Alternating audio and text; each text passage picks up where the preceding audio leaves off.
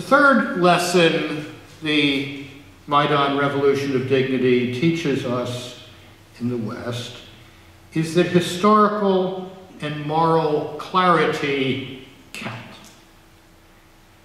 The failure to undertake serious decommunization efforts on the model of post-World War II denazification was a serious error on the part of the Western world. It's an error that we can perhaps understand considering the circumstances of the time. No one knew in 1989 that the Soviet Union would collapse in 1991. The question of the reunification of Germany was very much on the minds of Western leaders. The Poles had set an example in the fall of 1989 by drawing what Prime Minister Mazowiecki called a bright line between the future and the past.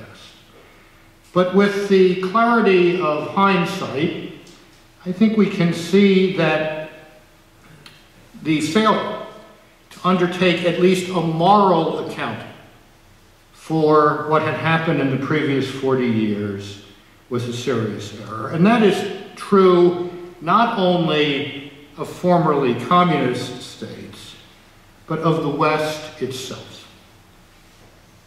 The vulnerability of the West to Russian propaganda over the past year has been remarked upon several times earlier today.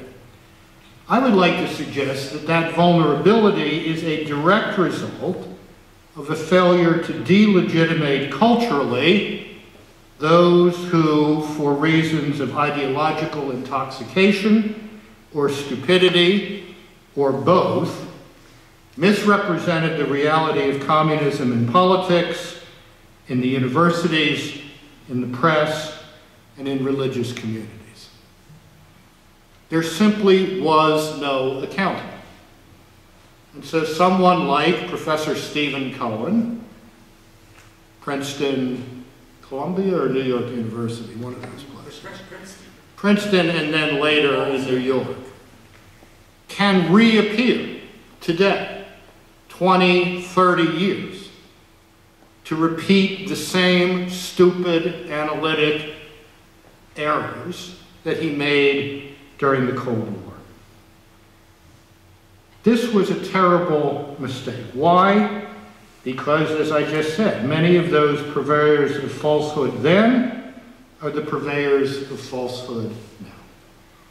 Those who got it wrong then tend still to get it wrong now. This is a serious problem.